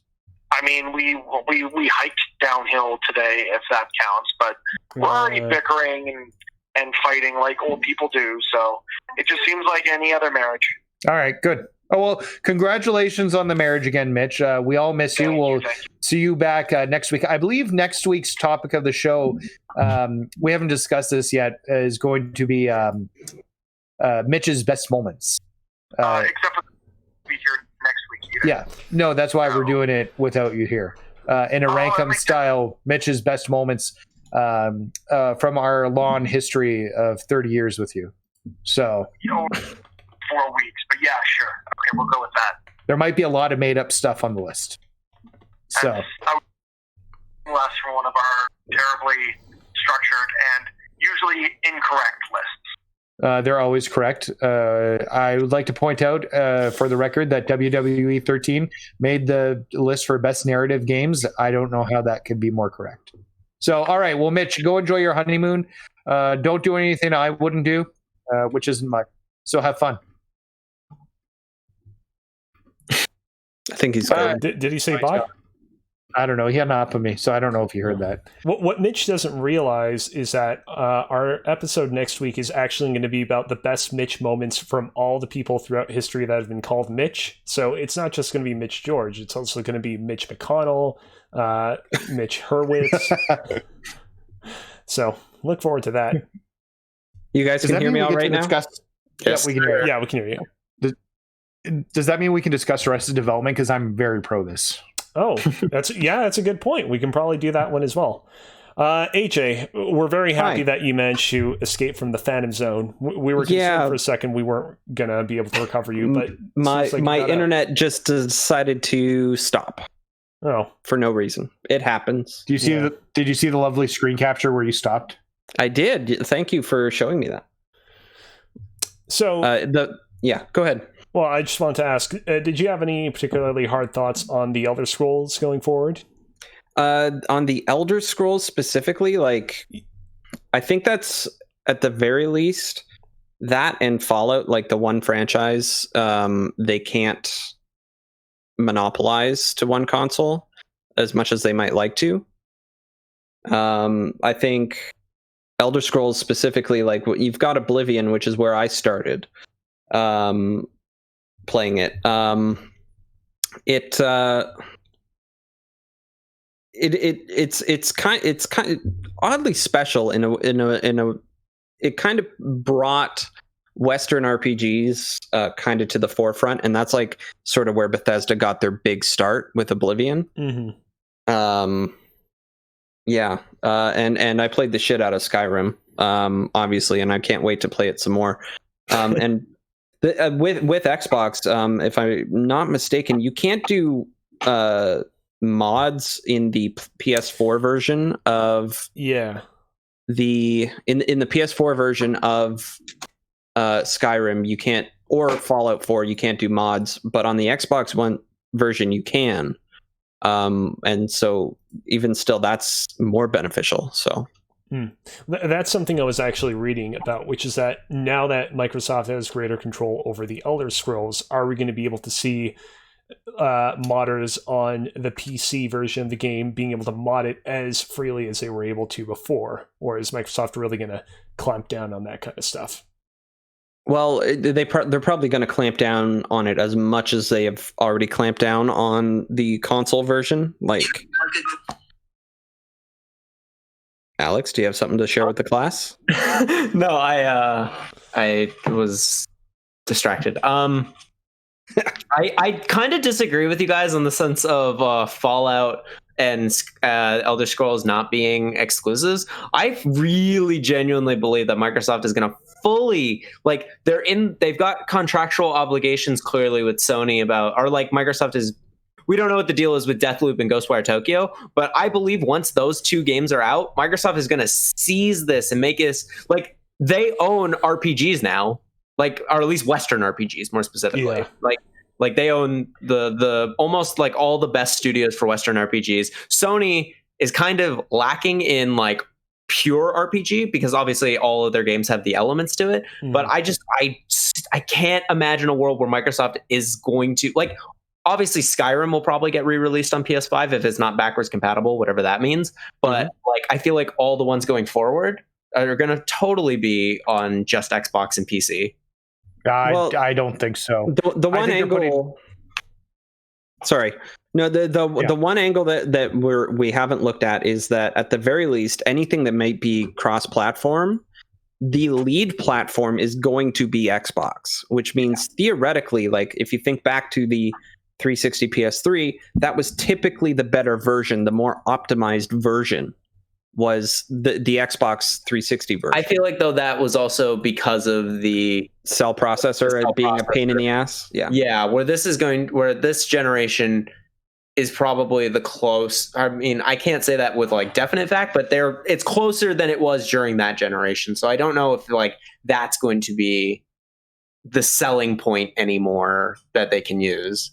I think it's just, I think Game Pass is just going to be that selling point to play it on Xbox. That's true. From like Phil Spencer's side, at this point, it seems like a no-brainer to launch them on PS5, but still show the value of having them in Game Pass and trying to get Game Pass subscriptions, but sell them on PS5 for $70. Yeah. I don't think the games are going to be enough to sway people over to buy a whole console. It'll bring some people. Get their money out of that. It'll bring some people, but it's not going to be this drastic flip, because I think when you like, everybody probably has one or two franchises they like out of them, but nobody's like every franchise from Bethesda I must play. So I think each franchise will be affected slightly differently on it, but I think it's a no-brainer to keep them on PC and console at the same, or Xbox and PlayStation, but charge the $70 or it's $70 US a game that they're going to charge, and still push the value of Game Pass at the same time. Not to mention, Microsoft released Minecraft Dungeons on all the platforms, including PlayStation. They've just pushed PSVR Minecraft update out to PSVR. So they have shown that they can release games on there, and they've said that they're going to honor the exclusivity for the two games, Ghostwire Tokyo and Deathloop. Deathloop, thank you. So they're honoring that exclusivity for the full year. So they might see the sales numbers and go that, but I think it's a no-brainer that they won't keep the at least 3 major games of Bethesda Studio games exclusive. So those will appear on every system. Okay, so the sense I get across the board is that it seems like we're all in agreement that both the Elder Scrolls and Fallout, at least the main core entries of those series, will not remain platform exclusive to Microsoft. We'll likely continue to see them exist within the PlayStation ecosystem as well. How do we feel, though, about the potential of like spin-offs of the Elder Scrolls or of Fallout being exclusive to... Well, that's too bad. Sorry, AJ. He got sucked into the Phantom Zone again. While AJ is escaping from the Phantom Zone, how do we feel, though, about the prospect of Elder Scrolls or Fallout side stories, spin-offs appearing exclusively on Microsoft's platforms. So, like, what do you mean by, like, when it comes to like Fallout, like, because when it comes to like Fallout side games, the only one that's been under Bethesda is Fallout New Vegas. Would you consider that a side game that would be that would get the exclusivity, or would it be something completely different, just like another game in that universe? When I think about Fallout side stories, I think of things like most recently something like Fallout 76, but also like to go back in time, stuff like Fallout Tactics, where it's like a completely different genre of game than what you're typically used to, stuff like that nature. That being said, it would be like a huge get if they announce, hey, Fallout New Vegas 2 is coming and it's exclusively to Microsoft, but I consider New Vegas to be part of the main like core Fallout canon. Story. And I guess based on that, I would think that it would go on PlayStation as well. Right. Okay. Yeah, I just know that like Bethesda doesn't really look on New Vegas all too much because they obviously didn't make it, and everyone says that one's the better one. So I was just kind of wanting to clarify what your definition of that would be. It is the better one. I think New Vegas is probably the best 3D Fallout game that they released. Oh, I completely agree. Yeah. And like there hasn't really been any Elder Scrolls side games besides Blades, but that was like a phone game that then got ported to Switch. So I don't know if that's because Bethesda, besides New Vegas, it seems they like to keep those franchises kind of close to the chest. And so if their bread and butter is making, Bethesda RPG, then I think they're going to kind of continue doing that. I mean, we're seeing that at least for the next decade from them between Starfield and Elder Scrolls 6. All right. Well, I mean, it remains to be seen. So Minecraft Dungeons, was that available on other non-Microsoft platforms? I did not touch everybody. Okay, I didn't touch that game at all, so you'll have to forgive my ignorance. Because if that it was on Switch and PlayStation. Yeah, if that game was available on multiple platforms, then who knows? We could actually see Fallout and Elder Scrolls spin-offs on other platforms as well. But obviously, it remains to be seen. Appears that AJ is escaping the Phantom Zone. I'm trying desperately. If that happens again, I'm just gonna sit out. All right. Well, everybody, but I'm here now. Call up the Justice League. We need to give the Phantom Zone an ass kicking. Let's move on to talking a little bit about Starfield. This is obviously a game that we don't necessarily know a whole lot about, but I wanted to talk about it right after the Elder Scrolls and Fallout, because I think that this game, if it like really hits out of the park, has the potential to be kind of like a third string alongside the Elder Scrolls and Fallout as one of Bethesda's biggest series. And so wanted to kind of like order it in terms of that kind of sense of importance. Are we kind of in agreement that we'll probably see that one come over to PlayStation systems as well, or? Yeah, Starfield will. I think anything from Bethesda Studios proper will be on PlayStation as well as Xbox. Especially because Bethesda is going to allow them to self-publish, and Microsoft has left the wording very loosely about a console by console basis for certain games, and I think those are going to be the 3 games. Yeah, that was kind of my thing. Is like, what does Microsoft consider more important? The franchises that Bethesda makes, or Bethesda itself, like specifically game studios in this instance, like. And so I kind of think it's going to be the Fallout Elder Scrolls side rather than what Bethesda. I don't think Bethesda Game Studios' name is that much of a selling point rather than Fallout and Elder Scrolls. And I mean, that's kind of why I think that potentially future Fallout and future Elder Scrolls might be cross-platform, because you have the Game Pass trick where, you could get it for full price over there, or you could just get it for $15 a month over here, where specifically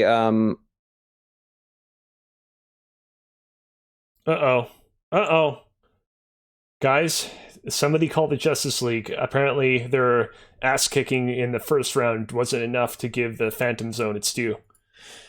So I think AJ is going to be dead here to us for the rest of the podcast. We'll see if it jumps back on. Not dead forever, just dead to us. Yep. All right. Well, it's permanently banned. Sorry, AJ. And now Alex apparently decided to go and take a bathroom break in the middle of this as well. Oh, okay. Well, let's just have a fireside chat then. All right. What do you want to talk about? Well, we can keep talking about our current talk. Yeah, okay, cool. I don't know if you wanted to, like, I don't know, talk about baking pumpkin bread. My parents actually brought home a pumpkin because it's that time of the year where supermarkets typically stock them. And I really want to make the most of that out of that pumpkin and really bake up something delicious with it. Oh, people are saying we should run an ad break. That's actually a good idea. Yeah. Do you I'm going to run it. Okay. Yeah, I'll run it. I got it open here. Cool. I'm going to run the ad break right now. I don't know how long it's going to be, so I ran a 3-minute one. Right, that should keep us good to the end of the show. Hey, I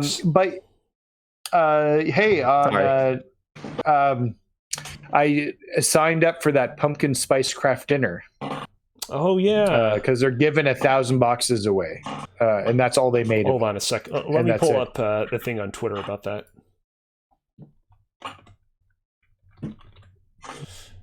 Alex, are you a fan of the pumpkin spice craft dinner? No, I would say that sounds like the devil incarnate, actually. I love craft dinner, and that sounds terrible. It's almost as bad as putting ketchup on your craft dinner. Yeah, almost. But yeah, like almost as bad. Yeah, I guess the novelty of it is fun, but like, who is this for? I just want to have. I want to have the box to have the box. That's fair. I think if they're only doing 1,000, it could actually be worth something at some point. That is true, yeah. You're going to be like one of those people on eBay who's like selling the box for like $1,000. Yes, $1,000 for a pumpkin. I love the ad because it's in like a Starbucks cup. Because I was like, that's weird looking Starbucks before I realized it was craft dinner sitting in there. Like they have to know this isn't good, and that's why they're not releasing it publicly, right? Yeah, they made like a sample batch, and it was so bad that they were like, "Nope, you can't sell this, so let's give it away." Yeah, and just lean into the joke of it. Yeah.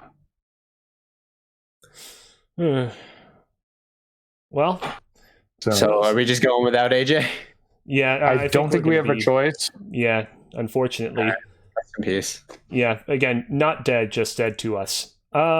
Yeah. So we talked a little bit about Starfield. We talked a little bit about Fallout, the Elder Scrolls. Let's talk a little bit about Doom. Oh, yeah. The ad break still has a minute left. It's almost done. All right. Well, I mean, and to be fair, most of the people that are watching us right now, I'm assuming, are hearing us right now. So. Oh, that's fair. But yeah, you have a good point. We should probably still wait for the ad break to be over. Apparently, Nintendo just dropped a Kirby Fighters 2 trailer. Yeah, because it got leaked, didn't it? Yep. So they just dropped a trailer for it, like right now. Oh yeah, they changed the profile picture on Twitter too. So cool. Interesting. It's available now. Available shit. now. Shit. Oh yeah, that's what it says in the banner, at least on. Yeah. Download now on their pinned tweet. Maybe in the post show we'll watch the trailer and react to it quickly. Yeah. Huh. Okay, cool. All right. Well, let's get back to the topic at hand. Doom. Yep, we're good. Ad break's done. Alex, I know you're huge fans of the Doom. Big Nathan? fan of this franchise. Sorry, Nathan. I thought I've never played Doom. No, I haven't played any of the new Dooms. I played the original Doom. Yeah. My biggest thoughts about this is, id is one of the best FPS studios working right now. Like, I mean, Doom and Doom Eternal really prove that. And Microsoft has always been kind of known as because Sony has their bread and butter 3D character action adventure games, and Microsoft has tried to play around with that a little bit. But for the most part, Microsoft is really known for FPS and FPS and RPGs and things of that nature. The stuff that Sony basically just doesn't do. And so the fact that Microsoft is I really like that Microsoft's doubling down on that. especially with the purchase of Bethesda, just as a whole, but especially id, because they have now the best first-person shooter with a green space marine in it, because the king is dead. So yeah, I think this is awesome that Microsoft's doubling down on this, and for sure, if id makes a new Doom game or whatever they do next, that will definitely be exclusive. And I think honestly, as of right now, id's name is more important. Like, id as a studio is more important than any other of the studios that was purchased in this acquisition. Like, just from track record alone, and that I might have a little bit of a bias on that. I think you do have a little bit of a bias. I think Bethesda's the bigger deal. I think, id's put out some quality content. I don't think people talk about Doom like they talk about Elder Scrolls or Fallout. That's true, but I think the main reason why I was saying that is just because of how horrible Fallout 76 was. But I guess that is also just in the gaming sphere, where a lot more people played Skyrim but have no idea about Fallout 76. So yeah, okay. Yeah. So you're kind of, I can see where you're coming from with that. Yeah, and the honest truth is, if they come and we're a bazillion years away from another Fallout game, because they've got Starfield and Elder Scrolls, and they're gonna let by the time we see Fallout 5, or if they let Obsidian work on Fallout New Vegas 2, we're talking at least 7 years. Yeah, before it. There will be a long time for that to gestate, and people being like, I miss Fallout, because really the Fallout's my favorite of the two franchises. I've been playing Fallout since the original game, and I love the story and I love the lore, and I really do like what they did with that game. So yeah, this is like one example of a Bethesda owned franchise where it seems kind of a foregone conclusion that this is probably going to be exclusive to Microsoft from here on out. And I'm a little bit upset about it, because this is a franchise that I enjoyed quite a bit. My experience with it is very limited. It largely begins and ends at the 2016 Doom reboot. But that game was such a great time, and such a great time that I had specifically on the PlayStation 4. And while ultimately in the end it's not injurious to me, because I'm going to be getting an Xbox Series S or X, and thus we'll be able to continue the series on that, I sympathize with people who only are going to have PlayStation consoles going forward, who are going to potentially miss out on it. Alex convinced me of something. But not the point that he was trying to make. I think the id name does mean a lot. I don't think it means more than Bethesda, but I do think the id name means a lot. Yeah. This is something that they'd launch on PS5 still. Really? Because of how much money they can make on it. At the end of the day, it's going to be $70 versus Game Pass, and that's the narrative they're going to be pushing about Game Pass. But they don't want to turn the $70 away from all the people on PS5 at the same time. I think it'll be a combination of both. So my biggest now question to you is, because you've got at least the two biggest studios, at least in my opinion, that Bethesda had, you're saying are going to be multi-plats. But do you think things like other acquisitions that they've made that have been known for doing, what's stopping Microsoft from doing this with a lot more of their games besides? Well, in all fairness, most of the studios they bought haven't been doing multi-platform and have not nearly been this big. This is and the one that's been this big is Minecraft, which has been still producing for multi-platform. Yeah, okay. They bought Undead Labs, which was doing Xbox exclusives. A lot of the studios they bought, whether it's Turn 10, I believe, and the ones is it Playground Games that are doing Fable. Yeah, so those have all been doing Xbox exclusive games anyways. But what about something like Ninja Theory or Obsidian? Those are probably the two biggest studios that they own beforehand, and especially with Obsidian. If Obsidian makes a Fallout, a Fallout New Vegas 2, will that be on that? Is it the Fallout name that's more important? It's the Fallout name that I think is important in this case. And in all fairness, Obsidian did release Wasteland 3 on all the consoles. The deals were there beforehand, and Microsoft wasn't publishing it, I don't believe. Okay. But they did release Wasteland 3 came out on all the consoles. Right. So I I could be completely wrong, but I just think these are a few major franchises that they would be dumb to say no to. Like, the thing is, there's going to be PlayStation gamers. I see Private Jeebus in the chat saying passionately that they won't do this, but there's going to be passionate gamers who just aren't going to buy an Xbox, aren't going to go multi-platform. And I keep hearing the argument about using your phone. People don't want to play like these games on your phone. It's nice to have on the go, and it's a nice supplementary thing, but very few people are going to get Game Pass on their phone just exclusively to play these major tentpole games instead of playing them on their television. So they will become multi-platform in these cases. So I wanted to move on from here to a game that has a lot of history with Doom, but has obviously gone in a very different direction emotionally, and that's Wolfenstein. Unfortunately, I've been meaning to get around to this series as of recent, but I just haven't had the time to. What's your guys' experiences with the Wolfenstein series? Very little to none. So I've only played the two machine. It's machine games. I've only played the two. Like, I played New Colossus and it's New Order and New Colossus. New Order is the first one, and then it's New Colossus. Okay, yeah, I've played both of those. I hadn't played Old Blood or whatever the co-op one that they Youngblood. Youngblood. Well, there's Old Blood, which was the prequel to New Colossus, and then Youngblood.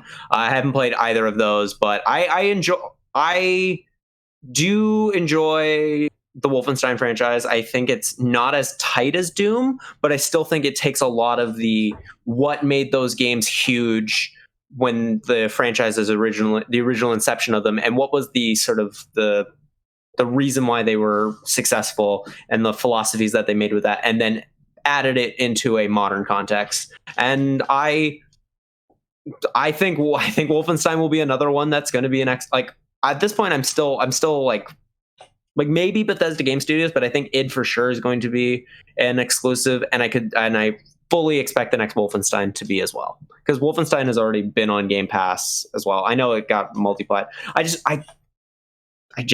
think that Microsoft would be stupid not to make this all exclusive, and I think Wolfenstein falls into that as well. Yeah, I can't really see a universe where it doesn't remain exclusive, but obviously, again, this is all very theoretical. It remains to be seen exactly what happens. From there, let's talk a little bit about a video game series by the name of Dishonored.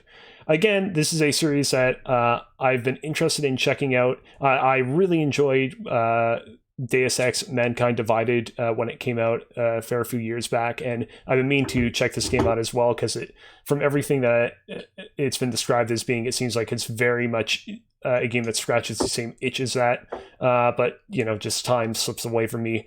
Do either of you have any experience with this one? No. I haven't played a lot of Bethesda games besides Fallout and Elder Scrolls, apparently. I'm figuring this out now. I've played both Dishonored 1, and I didn't finish 2, but I did play a good chunk of it, and I haven't played the spin-off game that was for it. Honestly, my biggest opinion with Dishonored is I think Arcane is the type of studio that really likes to make new IPs, and the fact that they've done 3 Dishonored games, I think Dishonored's done. I can't see a world where they return to it. I think whatever Arcane's next game after Deathloop, even if it is even a sequel to Deathloop, I could see that being the exclusive on Microsoft. Sort of in a lot of ways Insomniac with Sunset Overdrive. Even though Microsoft is doing this by choice instead of Sony not being able to, instead of Microsoft owning the publishing rights in the Sunset Overdrive case. But I could see it being something like that if they make a Deathloop 2, that would be the exclusive, or just whatever Arcane does next. Yeah, so I figure we might as well jump directly from talking about Dishonored to Deathloop. It's already been confirmed that it's still going to honor the PlayStation exclusivity and be on the PS5. And you're saying that, it's a pretty good possibility that Deathloop 2, if it ever were to come to light, probably would switch sides, so to speak, which Yeah, it's super weird because I feel like it's not often that we get instances like that where like game 1 is exclusive to solely one console and then game 2 is completely flip-flops, but yeah. All right, we all, I think, have been pretty excited about what we've seen of Deathloop so far. Do you guys think you're going to be picking it up day 1?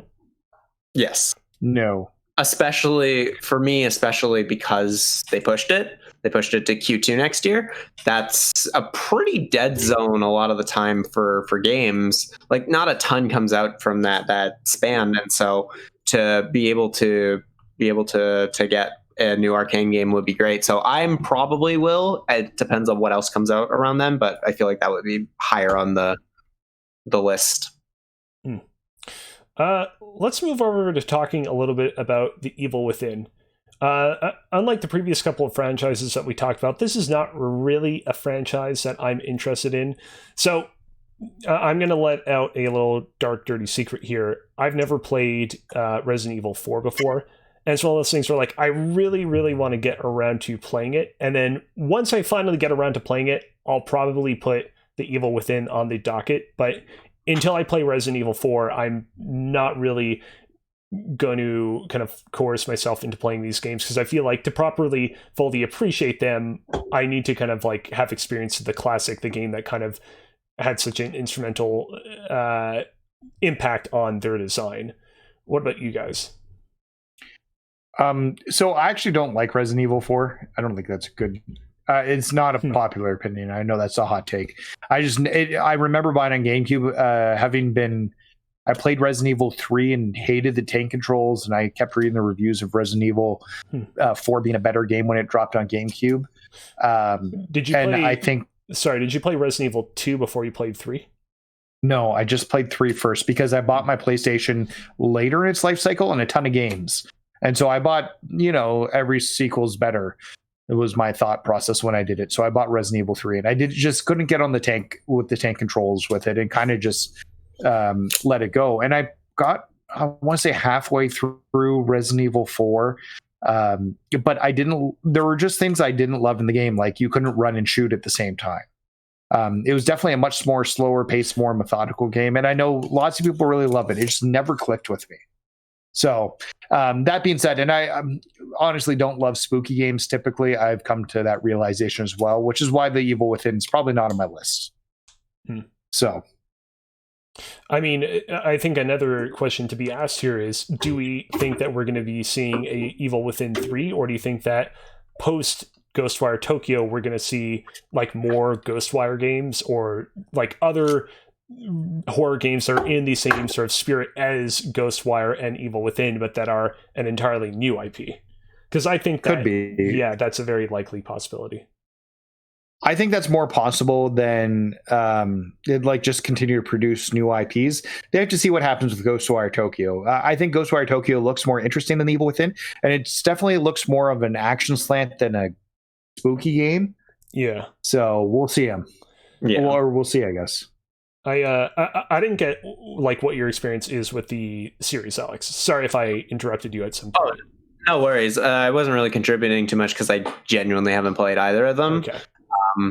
Yeah, I was surprised they even made a second one to Evil Within. It kind of seemed like it didn't really make a big splash when it came out, and so I mean, we'll have to again see with Ghostwire Tokyo, but I kind of feel like that doesn't feel like a game that's going to have a franchise, but anything's possible. I think that I'm fairly certain they tried a second one because the engine and stuff was already built. Like the thing about sequels is you can make them much quicker because you've got a lot of the assets and everything already developed. So they took a shot at it, but Bethesda's not one to do sequels quickly typically. So I don't know if there's some regret there. It seems like, though, by and large, people actually were really down with The Evil Within 2. I remember the narrative when that game came out being like, hey, like you wouldn't think that an open world horror game would work, but this one actually pulls it off pretty well. People liked Evil Within, and I know I remember Colin from the Kind of Funny podcast back in the day saying he did really appreciate it. So, let's talk a little bit about Prey. Yeah. So is this a game you have experience with? Yeah, I haven't played much of it, but I have played a bunch of it. Like I like some of it. I don't hate it, but I also don't really love it all too much. It just didn't click as well with me like Dishonored did. As well, I don't really see Arcane returning to it. I mean, I don't know how it like ended or anything, but I think it fell flat for me, and I felt divisive when it came out. Like, it felt like people were either like they loved it or just couldn't get into it. Not that they hated it, they just couldn't get into it like me, and that's kind of, I don't really see them returning to it. I already kind of did it? Oh, they did. Yeah. I didn't realize that. They also did the majority of the work on Wolfenstein Youngblood as well. Like, Arcane's pretty busy, and they jump from project to project a lot of the time, and I kind of see them continuing that. Well, and if I remember correctly, too, people didn't love Wolfenstein Youngblood, correct? No. Yeah. It was pretty well disliked. Yeah. Okay, well, that's interesting. I didn't realize they developed Prey. I wonder if they have more than one team. They must. They have to. So yeah, because Dishonored 2 came out in 2016, Prey came out in 2017. So, keeping with the subject of Prey, here's a question that I want to ask for the room. Do you guys remember the original vision for Prey that was in development at Human Head Studios? This was... Like, is this the canceled Prey 2? Yes, this is the game that was first unveiled in 2011 and made a lot of waves at the time, but ended up being inevitably canceled. You know, earlier we talked about how a lot of people are now wondering, now that Microsoft owns both Obsidian and Bethesda, are they going to greenlight Fallout New Vegas 2?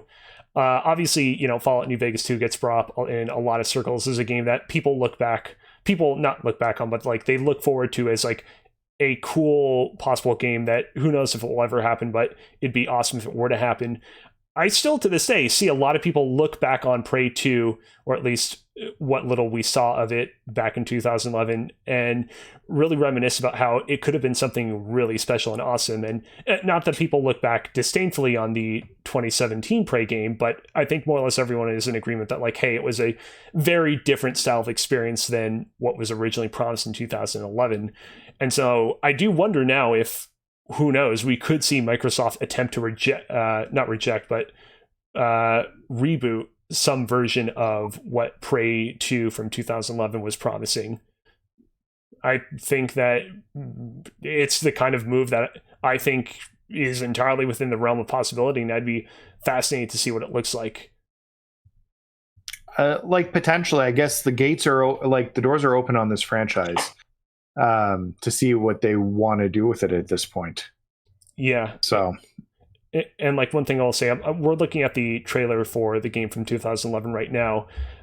You're basically like playing as a bounty hunter on a space station, and what kind of struck me is that like there still really isn't any game that's exactly like what we're looking at. We recently got Star Wars Jedi Fallen Order, where you're playing as a member of the former Jedi Order. We are gonna get Starfield at some point, but from the vibe that we've seen of that game, it's not totally clear that you're going to be like a ruthless mercenary picking off aliens in exotic locales. Or ultimately, it remains to be seen exactly what that game is like. This game still has a very distinctive kind of style and narrative that, again, we have not seen a whole lot of within the past few years, and I feel like Microsoft potentially could have something really unique and cool on their hands if they were to greenlight something like this.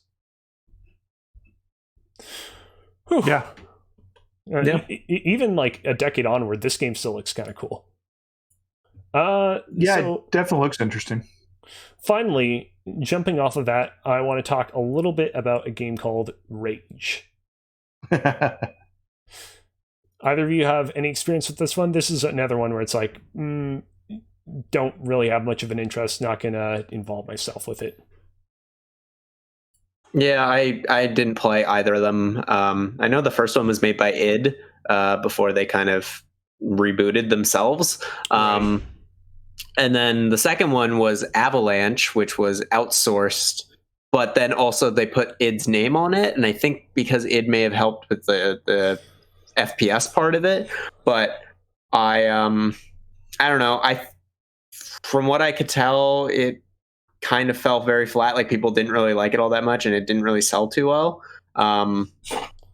Like I don't really. I think it was a good attempt at trying to do what you were even saying with Prey, where it's like they bring back a franchise. Obviously, the differences, there are some key differences with the fact that there was another game made by or called Prey, but Rage, I feel like they tried the let's reboot kind of one of our older franchises and change it up a bit,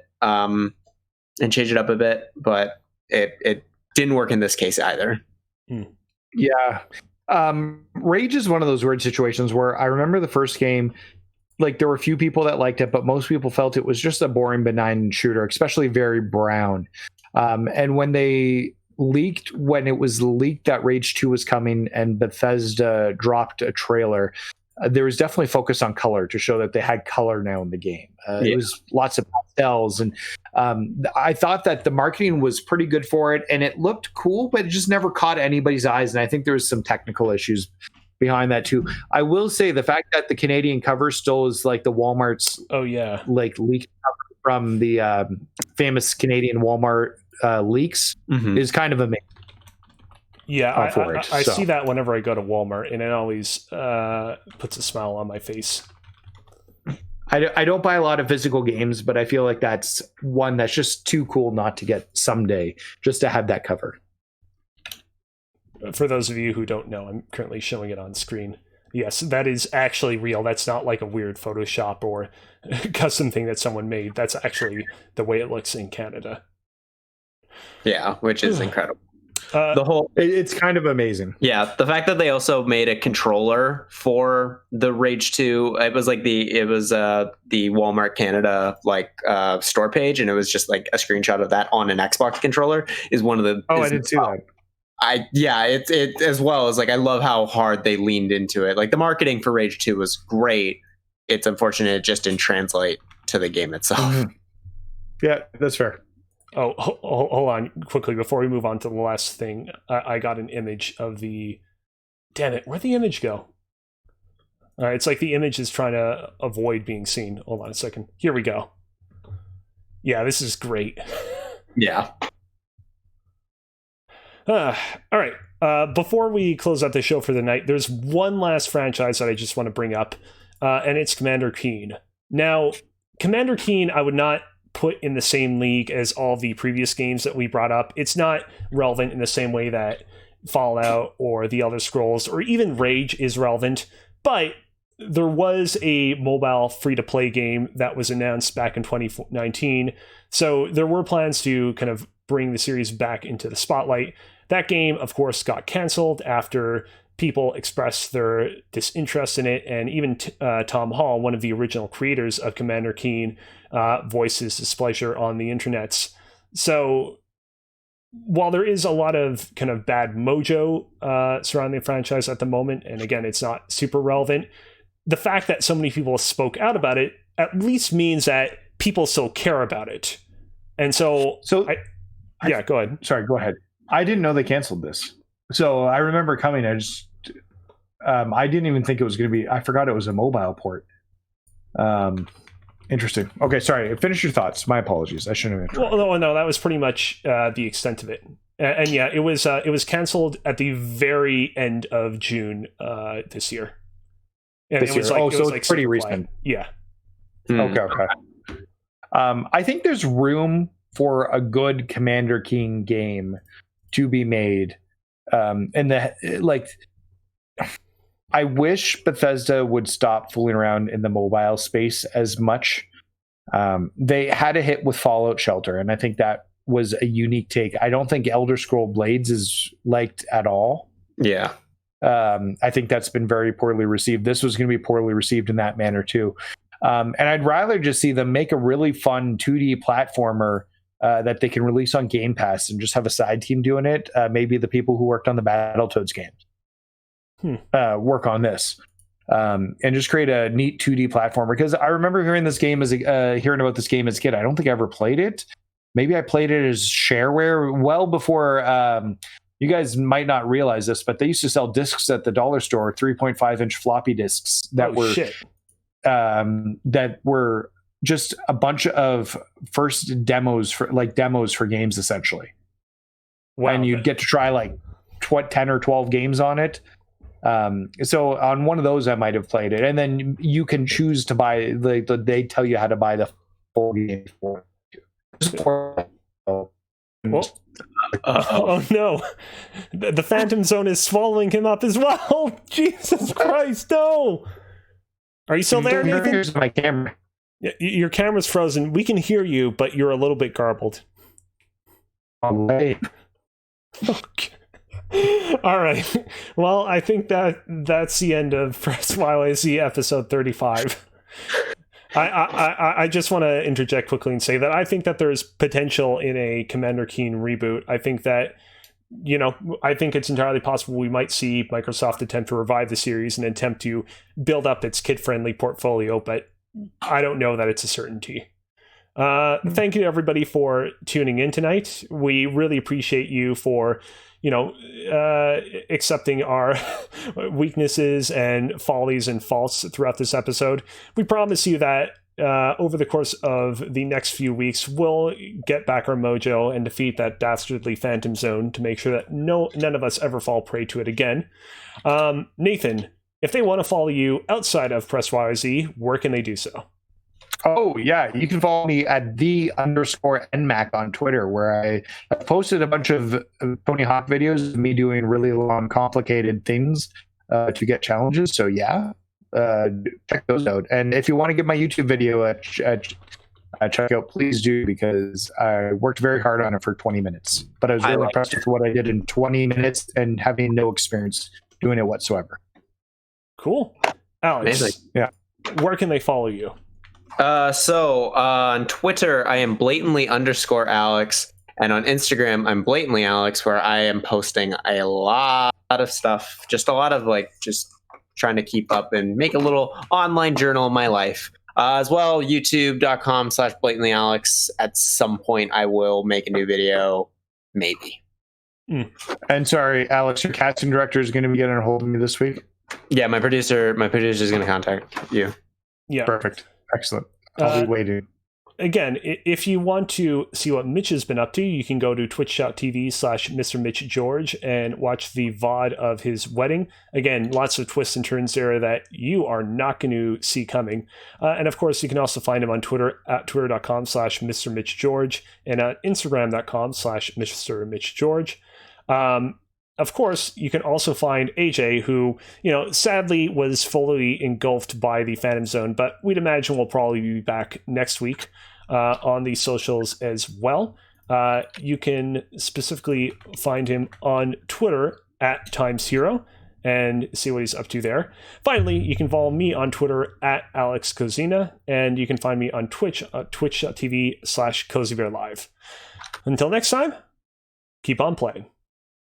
I'm actually not sure if that's how we close out the show. I never do the show closing out thing. So if you guys want to close out the show with something better, you guys can close it out with something better. Take care, guys. Spike your hair. Spike your hair.